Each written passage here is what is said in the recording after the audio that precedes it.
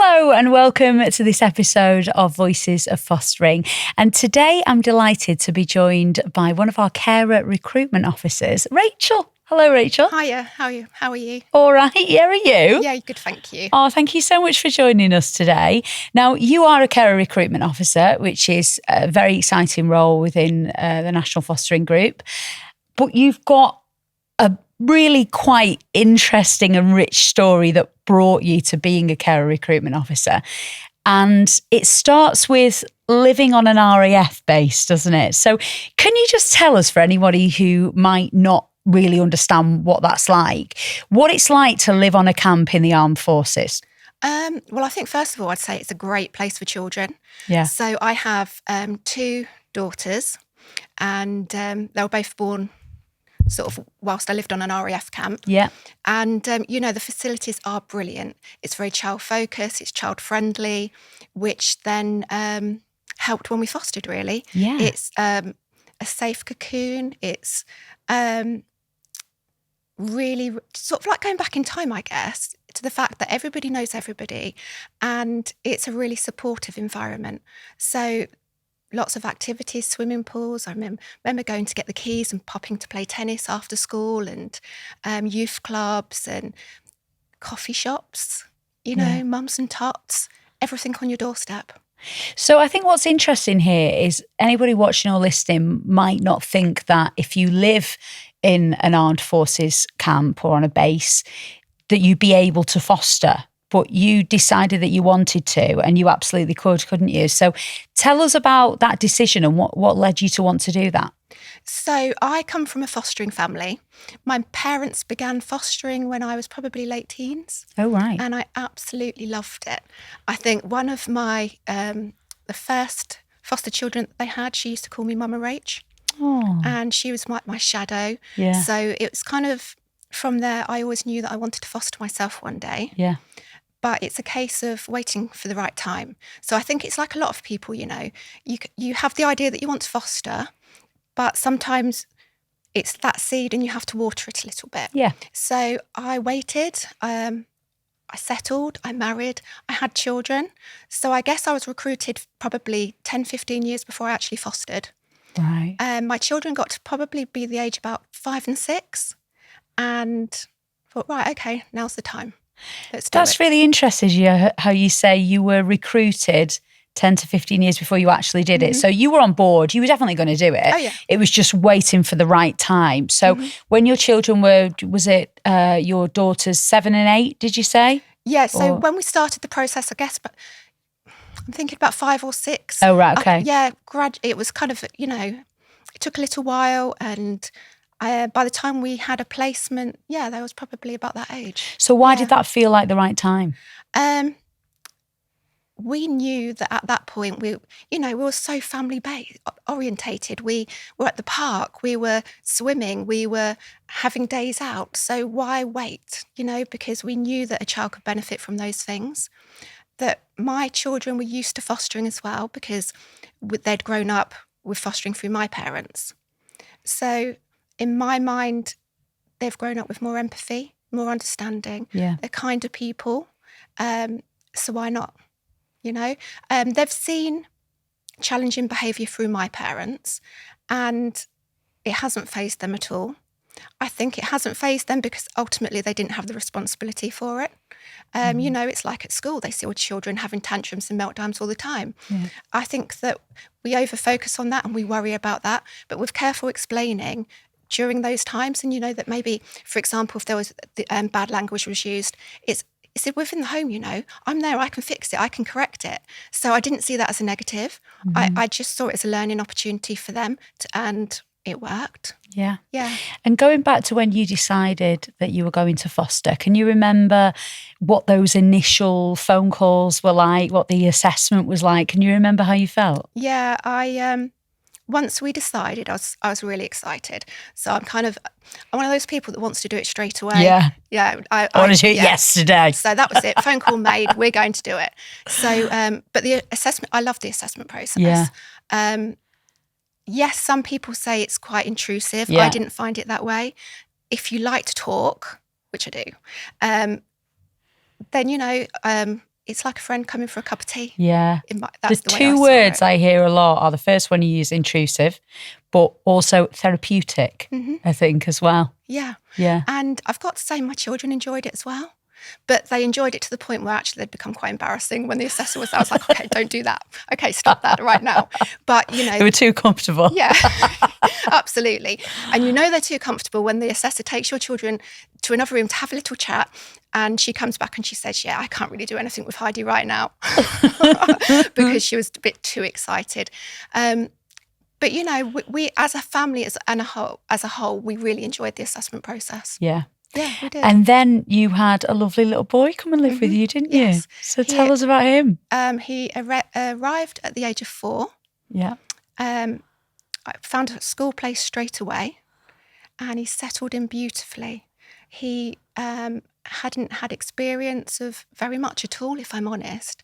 And so he was like a sponge, absolute sponge, and up for anything. So camp life was amazing for him. Yeah. To go from sort of having no experience, little social interaction, to then live in an environment where your school friends, one's next door, one's down the street, the other one's around the corner.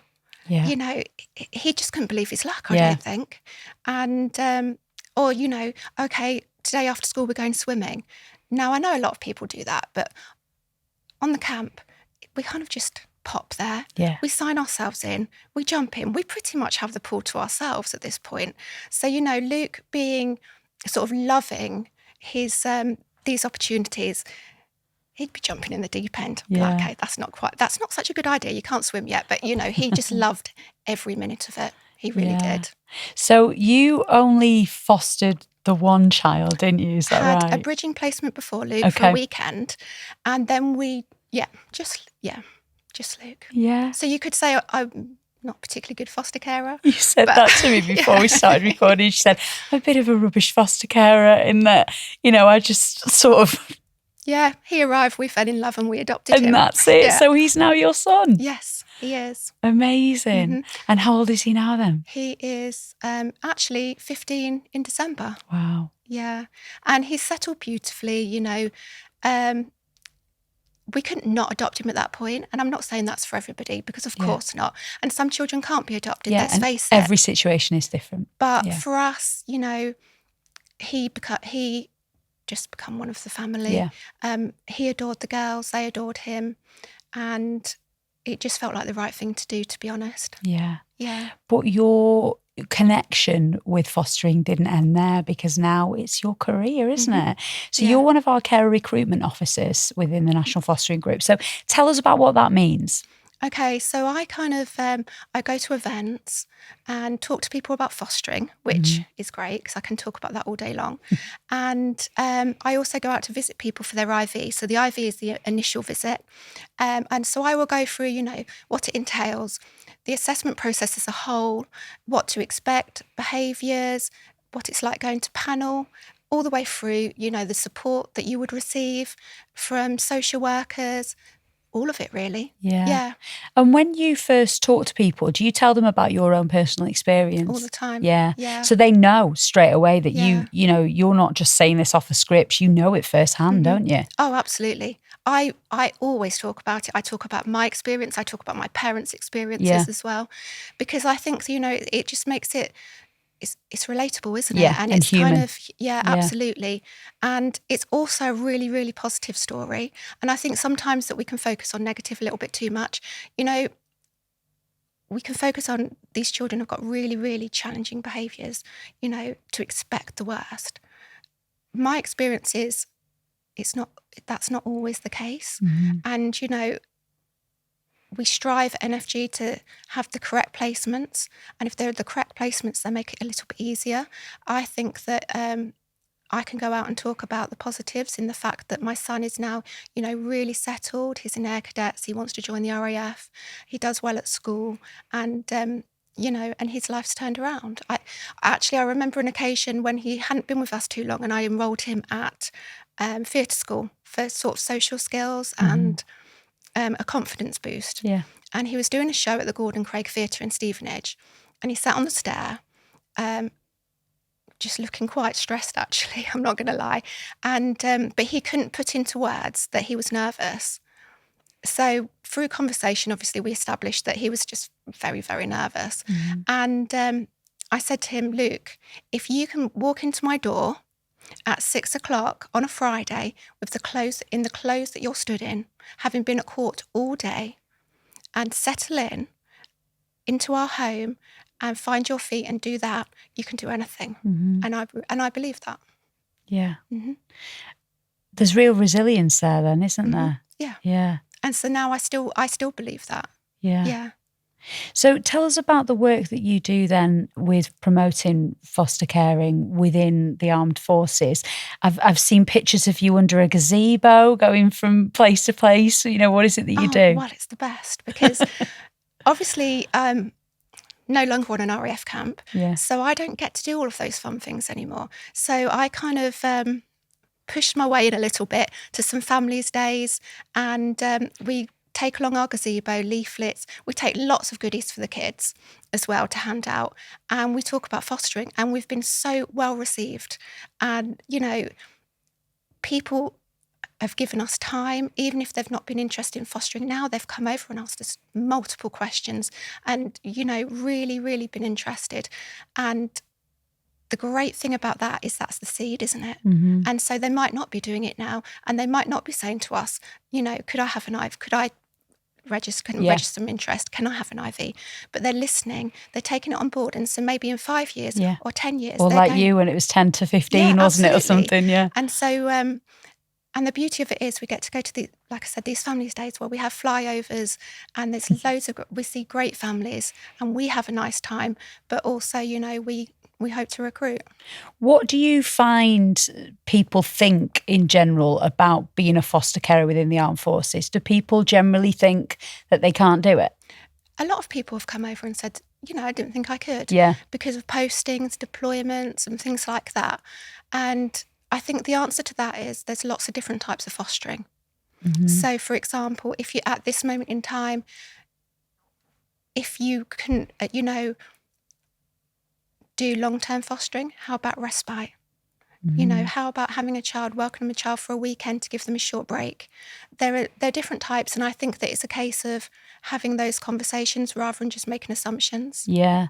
And what do you think is the biggest misconception about fostering that people have? I've had people say, I couldn't do that. I couldn't love a child or care for a child like I do my own. And I think my answer to that is, how many blended families are there in the UK today where there are stepchildren that you adore and love as much as your own children? So what's the difference with a foster child? Yeah. What's the difference? Absolutely. And so I think that it's easy to love a child, and it's rewarding to see a child that hasn't had that love and that support go on to achieve. So it's a win-win, isn't it?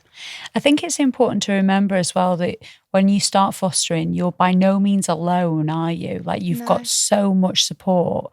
So just tell us about, if someone was to start on their fostering journey, they'd meet somebody like you, wouldn't they, initially? And then what sort of support would they have throughout their journey? Okay, so I would be along the way, it's not a case of, I do an IV, I'm going to disappear now. If you have a question, a problem. So that's an initial visit, isn't it? An IV, sorry. And, problems along the way, get in touch. Like, we're here to help. We're there on the day of panel. It's exciting. We want to see people do well. But obviously there's the social workers. They're supporting social worker that will always be there to support them. But, we've got a great team, in particular at J, where our registered managers, Nikki's always there to talk to our carers. We have great support workers, even down to Carl in the office, who's always there at the end of the phone. The support networks are vast. Yeah. And then I would like to add, fostering on a camp, there are additional support networks. So on each camp, there's the Hive, which is like the community centre, where there's a team of ladies in there that are there to help and give advice and run fun events. Like, for example, we went to a teddy bears picnic and a fun day in the summer. So there's welfare, like I said, welfare officers. There's lots of different things on camps as well. So the support is multiple there, really. There's always somebody there to help you, isn't there?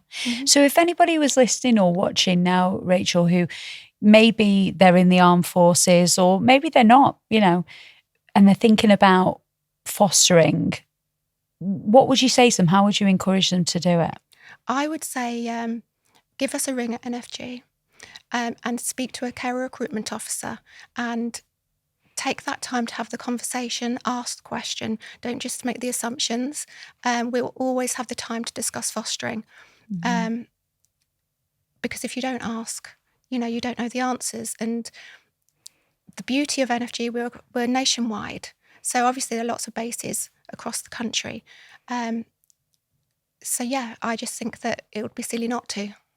And if someone was to call, it doesn't mean they're signing up there and then. No. It could be 10 to 15 years along the road. I have spoken to people within my role for 4 or 5 months before they've made that decision. Yeah. And do you know what? I will carry on speaking to them up into a year if I have to. And that's okay, isn't it? There's no rush. Yeah. And it's got to the point where, with some people, we just drop each other a text. I'm not quite ready this month. Life's got in the way. Something's happened. Okay, then, do you want me to give you a call next month? Yeah, okay. And I do. So it's a case of, it's waiting for the right time, but have those conversations because we won't pressure you. We never put any pressure on anybody. So fostering, Rachel, has had such a profound impact on your life. Can you just sum up for us, like, what it's done for your life, what it's brought to your life? Well, it's brought lots of really funny moments. It's given me multiple siblings and nieces and nephews. Yeah. And now I have a really, really lovely son. And through that, I feel blessed that it's given my daughters, all of these experiences that other children haven't had. I think that, it just opens your eyes to the world and it's doing that bit of good, isn't it? That's wonderful. I think we'll leave it there. Thank you so much, Rachel. It's been wonderful to speak to you today. Thank you.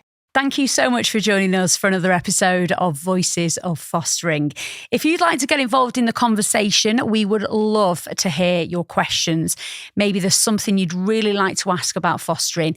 Get in touch. You can email us on podcast@nfa.co.uk.